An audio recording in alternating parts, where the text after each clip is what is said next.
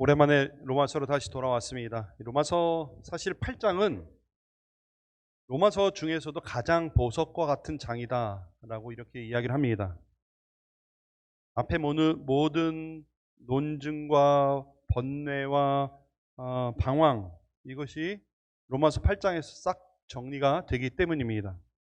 다만 오늘 분량이 굉장히 많고 여기에 신학적인 것들이 너무나 많이 들어가 있어서 이것을 구절구절 한 구절 해설을 하면은 시간이 너무 모자랄 것 같아서 전체적인 맥락에서 정리해서 핵심만 좀 살펴보려고 합니다. 자, 로마서 8장 들어가면서 우리는 성령님에 대해서 먼저 우리 시작을 해야 됩니다. 예수님이 돌아가시기 전에 제자들에게 이제 나는 육신을 입고 왔기 때문에 시간과 공간이라고 하는 제약이 있는 사역을 했다. 근데 이제 내가 하나님께 돌아갈 텐데 나 말고 또 다른 보혜사를 너희들에게 보내주겠다. 이렇게 말씀하셨습니다. 그가 또 다른 보혜사를 너희에게 주사 영원토록 너희와 함께 있게 하리니 이렇게 하셨어요. 주의 깊게 보셔야 돼요. 이 말씀을. 보혜사는 이전에도 제가 설명을 드렸지만 옆에서 돕는 분, 옆에서 돕는 존재라는 뜻입니다. 조력자라는 뜻이기도 하지만 약간 서브의 개념은 아니에요. 아무튼 곁에서 돕는 분이라는 분이에요. 근데 여기서 우리가 조금 주의 깊게 봐야 되는 것은 또 다른이라는 얘기예요. 또 다른 보혜사다. 또 다른 보혜사라는 말 그 자체에는 원래 보혜사가 있다는 얘기죠. 그래서 예수님 자신이 보혜사인데 나 말고 또 다른 보혜사가 올 것이다. 즉 예수님과 똑같은 존재. 나는 이제 주님 하나님께 가지만 나랑 똑같은 또 다른 존재가 와서 너희를 도와줄 것이다. 이렇게 말씀하신 거예요. 그 보혜사는 다름 아닌 성령님이셨죠. 이 진술도 굉장히 신학적으로 굉장히 중요한 거예요. 또 다른 하니까 이런 거예요. 사실은 원래 보혜사는 하나님, 어나더 보혜사는 예수님, 디아더 보혜사는 성령님 해고 사실은 이게 굉장히 하나님과 예수님과 성령님이 한 분이시다라는 것을 나타내는 아주 중요한 신학적인 구절이기도 합니다. 아무튼 예수님을 대신해서 오실 성령님, 근데 그분이 하시는 주된 일이 뭐냐? 곁에서 우리를 돕는데 뭘 돕냐 하는 것이에요. 뭘 돕냐? 했을 때 크게 우리 구원에 관여하시는데 우리로 하여금 예수님을 알게 하고 예수님을 주로 고백하게 하는 일을 도와주십니다. 그래서 고린도전서 같은 말씀에 보니까 성령으로 아니하고는 누구든지 예수를 주시라 할 수 없다 했습니다. 이 말이 뭐냐면 예수 그리스도를 주님으로 고백하기 위해서는 성령님의 도우심이 필요한 거예요. 우리가 생각할 때는 내 의지로 내가 잘 이해해가지고 예수님을 주님 이렇게 얘기한 것 같지만 사실은 보이지 않게 성령님이 우리를 도와주셔서 성령님이 우리를 움직이셔서 우리로 하여금 그렇게 고백하게 하신 것이죠. 자, 여러분 성령을 언제 받습니까? 여러분 다 성령 받았어요? 네, 감사합니다. 네, 신문서 집사님 제일 크게 대답하셨는데 성령 언제 받으셨어요? 중학교 2학년. 성령을 언제 받습니까 우리가?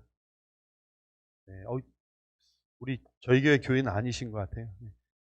성령을 언제 받습니까? 예수 믿을 때. 왜냐하면 성령님이 아니고서는 예수 그리스도를 우리가 주로 고백할 수가 없어요. 그래서 우리가 예수를 그리스도로 고백하는 그 순간 성령님이 우리 안에 들어와 계십니다. 성령님을 받는 것은 나중에 시간이 지나서 어떤 특별한 때에 다시 받는 게 아니라 예수 그리스도를 주로 고백하는 순간 바로 성령님이 우리 안에 들어와 계세요. 그때 우리가 성령을 받는 거예요. 옛날에는 이런 것들이 헷갈려가지고 제가 어떤 기도원에 갔더니 어떤 권사님이 설교를 하면서 내가 옛날에는 예수 믿으면 단 줄 알았는데 보니까 나중에 성령을 또 받아야 되더라. 뭐 이런 식으로 하는 그런 설교를 많이 했어요. 그래서 성령 받아라 하면서 막 이렇게 분위기를 조장하고 했어요. 그런데 성령은 예수 믿을 때 받는 거예요. 그 다음에 우리 안에 계시면서 그 다음 과정은 뭐냐면 성령님이 들어와 계시면서 우리를 충만하게 지배하시도록 우리를 내어드려야 되는 것만 남은 거예요. 또 받을 필요가 없어요, 성령을. 그래서 성령님은 우리 구원에 있어서 굉장히 두 가지의 역할을 하시는데, 하나는 예수 그리스도를 주로 고백하게 하는 구원의 시작에 우리에게 도움을 주시고, 이후에 성령 충만한 삶을 살면서 믿음 생활을 계속할 수 있도록 하시는데 성령님이 우리를 도와주시고 계십니다.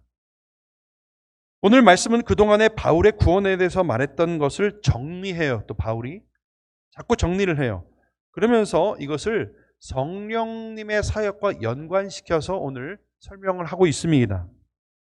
과연 바울은 구원에 있어서 성령님의 사역은 무엇이라고 말하고 있는지 오늘 한번 귀 기울여 주시길 바랍니다.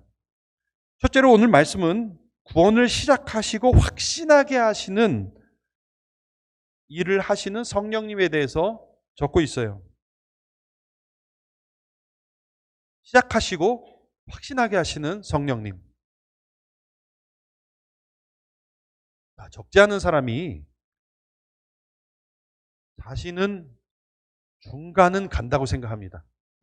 그렇게 생각하는 경향들이 있어요. 거울을 보면서 대부분의 사람들이 이 정도면 잘생긴 건 아니라도 못생긴 건 아니야 라고 생각한다고 하죠.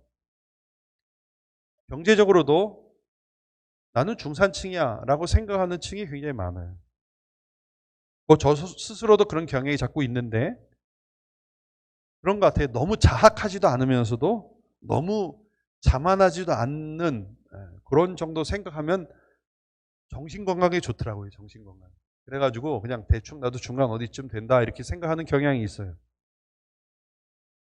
너무 잘해도 너무 못해도 안 되는, 글쎄 그런 어떤 억압적인 문화 혹은 군대 문화 이런 것이 작용했을 수도 있다고 생각합니다. 그러나 우리나라만 그런 건 아니에요. 우리나라만.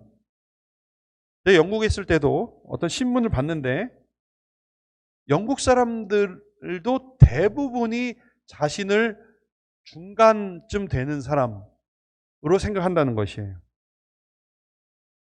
심지어는 지명에 그렇게 미들이라는 얘기가 많이 들어가요. 미들섹스, 미들랜드, 미드포인트, 뭐 미들레이크 해가지고 자기가 사는 데를 어떻게 해서든지 중심으로 해서 시의 중심이든 주의 중심이든 나라의 중심이든 해가지고 미들자를 많이 붙인다 그래요. 그래서 그 신문에 보니까 영국 사람들이 대부분 한 80% 이상이 자기는 중산층 혹은 중간에 살고 있다라고 생각한다는 것이에요. 자, 그런데 이러한 인식이 우리 영적인 영역으로 넘어오면 조금 문제가 발생해요. 세상에요, 누구든지 자기가 흠 없는 사람이라고 생각하는 사람은 거의 없어요. 그러나 그렇다고 죽을 죄인이라고 생각하는 사람은 거의 없어요.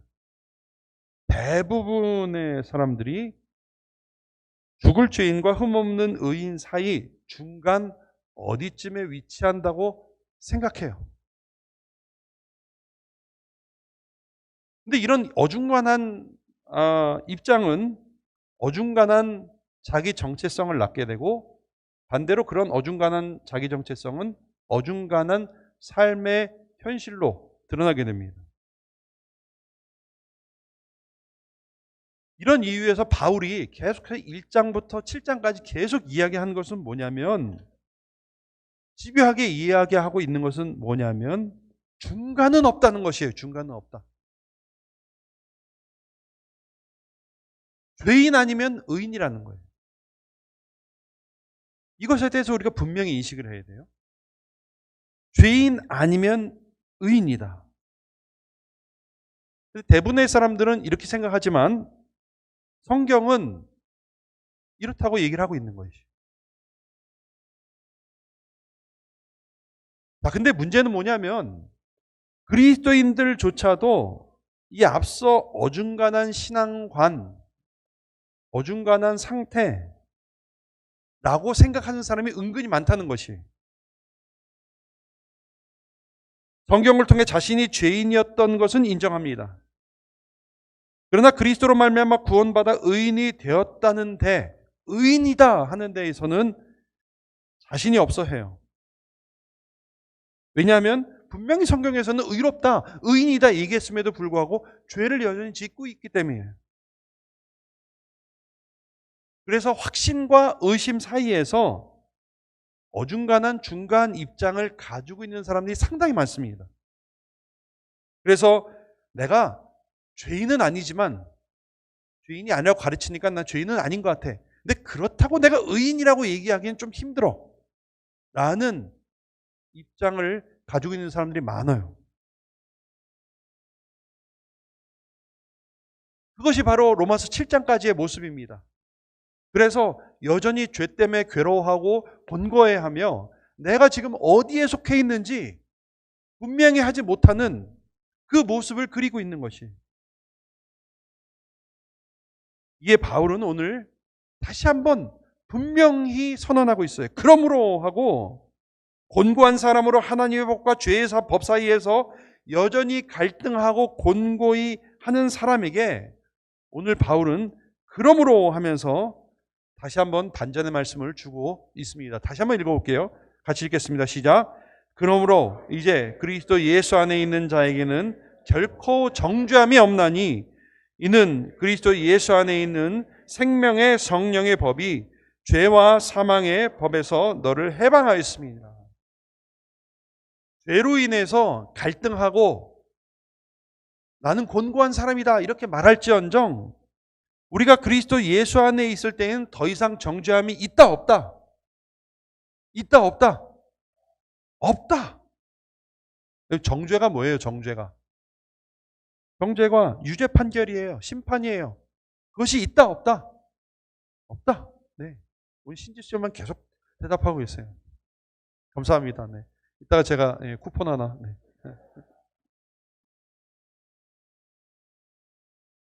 예수님이 죄의 값을 다 치르셨기 때문에 더 이상 죄의 책임을 저에게 묻지 않습니다. 묻지 못합니다. 바울은 너희가 이미 의인이다, 의인의 반열에 들어섰다, 확신을 가지라 라고 지금 다시 한번 확언하고 있는 것이에요. 그러니까 성경이 가르치는 바는 세상에는 두 종류의 사람만 있습니다. 죄인 아니면 의인이에요. 다만 좀 더 악한 죄인과 덜 악한 죄인은 있을 수 있어요. 그리고 덜 성숙한 의인과 성숙한 의인은 있을 수가 있어요. 그러나 죄인과 의인은 명확히 나눠지는 것이고, 그것은 그리스도의 십자가로 말미암아 구별되는 것이라고 분명히 말을 하고 있습니다, 여러분. 그런데 적지 않은 사람들이 이렇게 생각을 해요. 덜 성숙한 의인과 덜 악한 죄인이 비슷해가지고 이렇게 비슷한 카테고리로 넣고 자기 자신을 바라본단 말이에요. 가까우니까 이렇게 분류를 한단 말이죠. 그러나 성경은 아니다, 명확하게 우리의 정체성에 대해서 말을 하고 있어요. 우리가 그리스도 안에 있으면 다 의인이다. 그 안에는 좀 덜 성숙할 수는 있어요. 좀 더 성숙한 사람은 있을 수 있어요. 그러나 분명히 우리는 예수 그리스도로 말미암아, 그 십자가로 말미암아 의인이다. 그래서 더 이상 정죄함은 없다라고 오늘 다시 한번 바울은 선언하고 있는 것입니다. 사람들이 그렇게 덜 성숙한 의인을 덜 악한 죄인과 비슷하게 묶는 이유는 우리가 이해할 만하죠. 왜 그렇습니까? 삶의 모습이 어쩌면 비슷한 닮은 꼴이 있기 때문이에요. 여전히 죄를 짓고 살기 때문이에요. 정죄함이 없는 신부님에도 불구하고 의인임에도 불구하고 여전히 덜 악한 죄인들처럼 행동하는 비슷한 닮은 꼴들이 우리 가운데 있기 때문이에요. 이것이 우리로 하여금 의심하게 하는 요인이죠. 이 모순된 상황을 설명하기 위해서 지난번에 우리가 D-Day와 V-Day 사이에 있다, 이것을 말씀드린 바가 있습니다. 아직 전투가 남아있는 것이죠. 결정적으로 우리는 승리했지만 아직 완전한 승리까지는 남은 전투들이 남아있다 하는 것이죠. 오늘 예수님이 드신 비유를 통해서 이것을 좀 설명해 드리려고 합니다. 예수님이 잡히시기 전날 소위 최후의 만찬을 하시기 위해서 다락방에 제자들과 함께 하셨습니다. 요한복음 13장에 보면 이것이 기록되어 있어요. 그때 제자들은 뭐 하고 있었냐면 예수님 앞에서 서로 싸우고 있었어요. 누가 잘났냐, 누가 서열이 위냐, 이거 가지고 서로 다투고 있었어요. 그러자 예수님께서 그 싸우고 있는 제자들에게 갑자기 물을 떠오시고 허리에 수건을 두르시고 오셨어요. 그러시더니 하인들이 하는 것처럼 제자들의 발을 씻기 시작하셨습니다. 갑작스러운 그런 예수님의 행동에 제자들이 굉장히 당황하고 또 부끄러워했어요. 송구스럽기도 하고. 그래서 감히 얘기를 하는 사람은 없었고 이렇게 예수님 발 씻어주는 것을 이렇게 보고만 있었습니다. 근데 뭐 여러분 아시죠? 제자 중에서 가장 단순하고 가장 표현 확실한 사람 베드로가 얘기를 했어요. 주님, 주께서 제 발을 씻기시다니 말도 안 됩니다. 이렇게 얘기했어요. 그러니까 예수님이 내가 하는 행동, 그것을 이해 못하지만 나중에는 이해하게 될 것이다, 이렇게 친절하게 설명해 주셨어요. 근데 그래도 베드로는 여러분 아시잖아요. 우기잖아요, 계속. 제 발은 절대 씻지 못합니다. 예수님 대답하셨어요.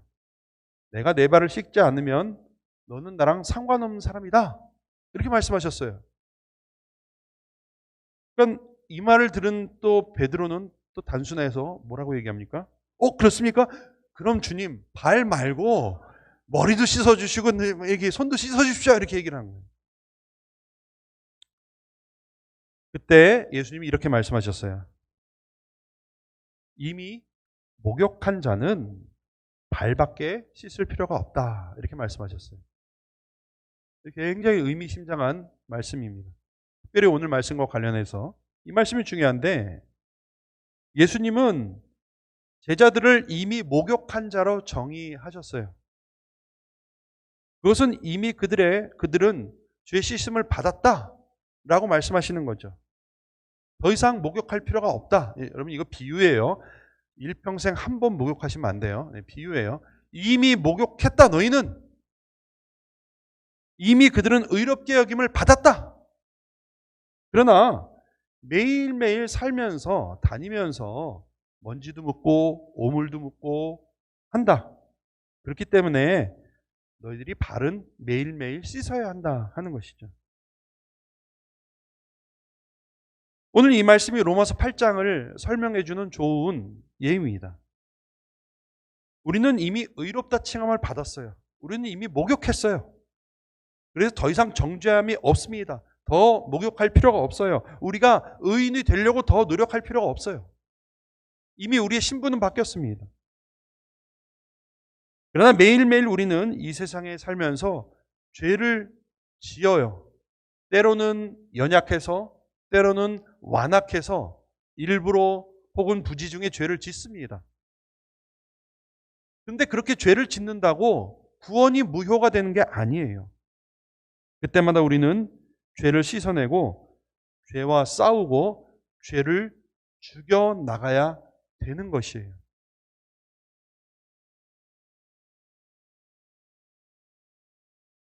우리는 덜 성숙한 의인일지언정 덜 악한 죄인은 아니에요, 여러분, 절대로.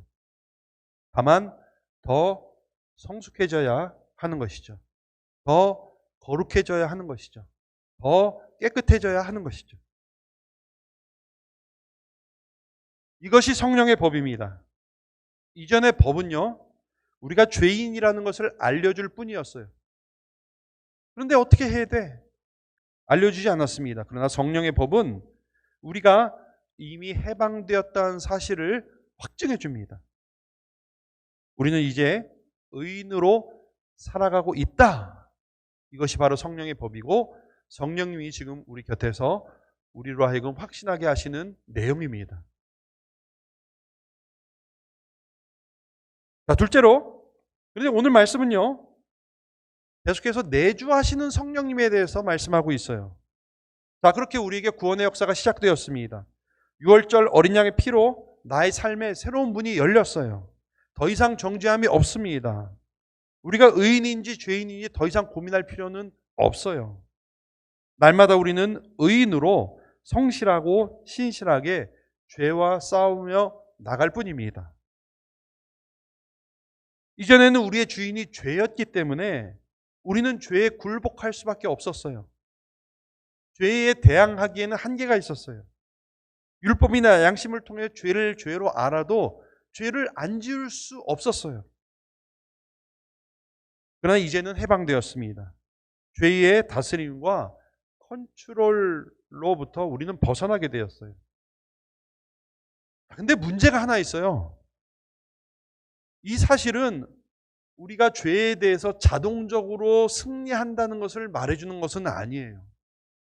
이게 또 하나 중요한 포인트예요. 우리가 죄로부터 해방되었다고 하는 것은 죄로부터 죄를 자동적으로 극복할 수 있다라고 말해주는 것은 아니에요. 죄의 속박으로부터 해방되었다는 말은 이제 우리가 죄에 대해서 대항할 힘이 생겼다라는 말이지, 전에는 질질 끌려다니면서 죄를 지었지만은 이제는 그렇지 않게 되었고 죄와 싸울 수 있게 되었다는 말이지, 자동적으로 죄에 대해서 승리할 수 있다는 말은 아니에요. 죄의 세력이 그렇게 만만하지는 않습니다. 그냥 우리가 우리의 힘으로 싸워서 쉽게 이길 수 있지 않습니다.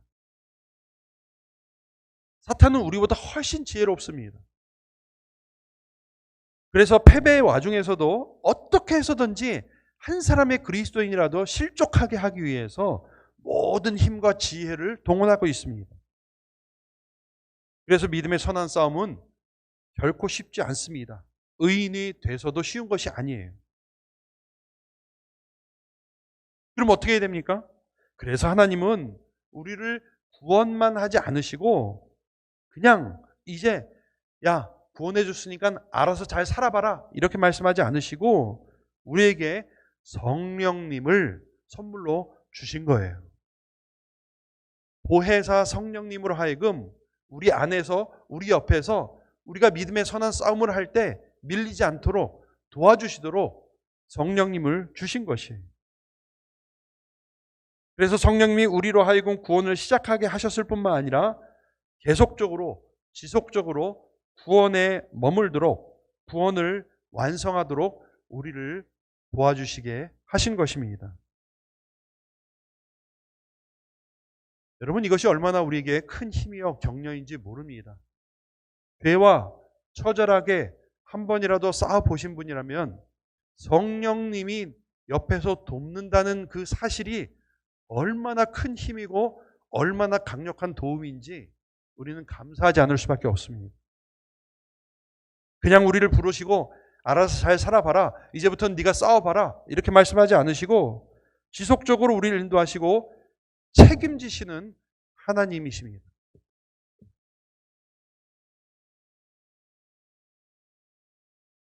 지난 새벽 예배 때 말씀을 드렸는데 오래전에 이 우리나라 현대자동차가 미국에 진출할 때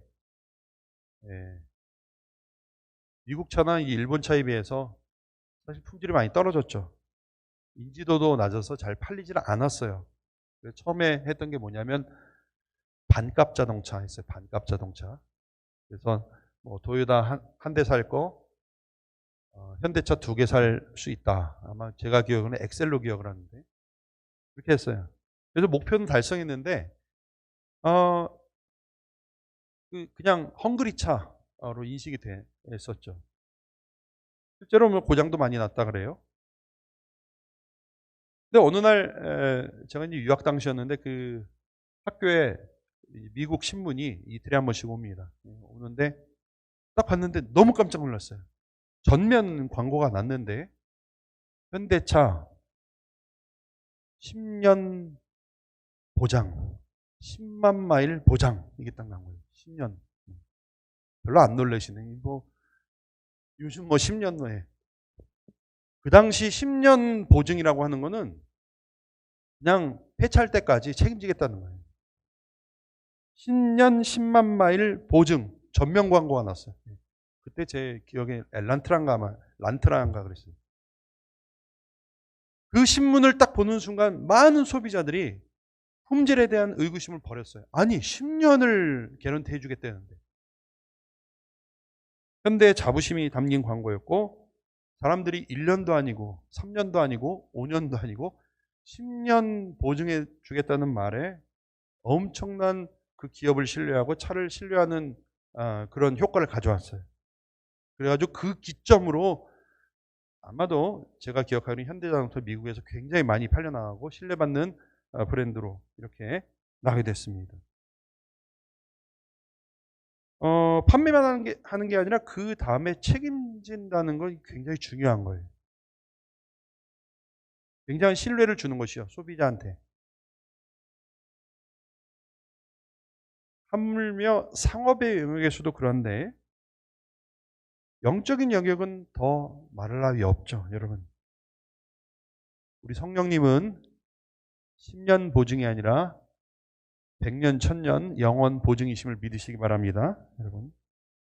그가 또한 우리에게 인치시고 보증으로 우리 마음에 성령을 주셨다고 했습니다. 성령님은 우리로 구원을 시작하실 수 있도록 하셨을 뿐만 아니라 계속해서 그 구원을 이루어 가도록 도와주시고 힘주시고 이끌어 주시는 분이십니다. 그냥 우리에게 생명을 주시고 무책임하게 내버려 두시는 분이 아니라 죄와 잘 싸워나가면서 잘 성숙하도록 더 거룩해지도록 우리 안에서 내주하시면서 우리를 도와주시는 분이시에요. 다만 성령님께서 역사하시는 방법 역시 자동적이진 않아요. 저절로 되는 법은 없어요. 또 반대로 강압적으로 우리를 이렇게 강요하지도 않으세요. 인내하시고 인도하시면서 우리로 믿음의 선한 싸움을 잘 싸울 수 있도록 적절하게 역사하십니다. 빌립보서 말씀이 성령님이 어떻게 우리를 도우시는가를 설명할 수 있는 좋은 말씀이라고 생각합니다. 같이 한번 읽어볼까요? 너희 안에 행하시는 이는 하나님이시니 자기의 기쁘신 뜻을 위하여 너희에게 소원을 두고 행하게 하시나니. 그러니까요, 성령님이 우리한테 역사하시는 방법은요, 우리를 조종하시거나 우리를 사로잡아가지고 꼭두각시로 만들어서 영적인 전투에 참여하게 하시는 것이 아니라 억지로 강요하지 않으시면서도 우리로 하여금 우리 안에 소원을 품게 하시고 또 그 소원대로 행하게 하시는 아주 인격적인 방법으로 역사하시는 것입니다. 이것이 내주하시는 성령님의 방법이에요. 우리를 돕는 방법이에요. 그래서 우리가 성령님이 그냥 확 해가지고 내가 뭐가 막 이루어지는 것 같고 마치 나를 도구로 사용해가지고 막 싸워서 이기하고 그런 것들이 안 일어나는 이유가 바로 성령님이 그렇게 인격적으로 역사하시기 때문입니다. 그러면 어떻게 우리로 소원을 두게 하시고 행하게 하실까? 이걸 저는 좀 생각해 봤습니다. 오늘 말씀에서 좀 벗어납니다만은 이 문제를 좀 살펴보도록 하겠습니다. 어떻게 강요하지 않으면서 또한 내버려 두지 않으면서 우리로 소원을 두고 행하게 하실까요? 여러분 이건 물론 굉장히 신비스러운 영역에서 잘못 설명하다는 2단, 3단 이렇게 갑니다. 성령님이 우리 안에 내주하시면서 때로는 말씀하시고 또 보여주시기도 하시고 또 우리로 잘 판단하게 하시고 그래서 우리를 인도하시고 혹은 공동체를 통해서 혹은 영적인 지도자를 통해서 말씀하시죠. 그런데 이러한 것들 중 어떤 것은 너무 막연하고 너무 개인적인 것이라 이게 정말 성령님이 우리를 이끄시는 것인지 성령님의 말씀인지 우리가 잘 구별하기 어려울 때가 많아요. 그런데 성령님의 가장 확실하고도 가장 강력한 역사의 방법이 하나 있어요. 그게 뭘까요? 그것은 하나님의 말씀이에요.